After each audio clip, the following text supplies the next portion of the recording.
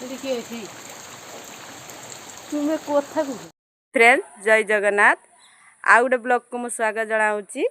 आज प्रबल वर्षा होता वर्षारे घर बाहरी होना घर बाहरी नाकू छाणा जिनस बहुत खाइते मन है से मो स्वामी की कहला मो स्वामी छड़ा जिनस छाकीदे। आपण आड़े केमती वर्षा होची आ वर्षा लागू कौन खाइबा मन होची आपण आमको कमेंट रे कहतु। देखंतु केते वर्षा होची चारिआडे केते पानी आम भेंडी गछ काकुड़ी गछ सब बुड़ी गलानी।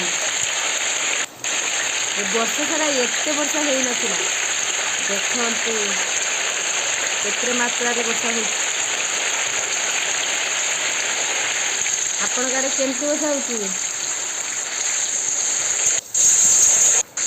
ये खाइब आसल वर्षा पागरे मो स्वामी छाकुचंती बैगणी पियाजी आस आस।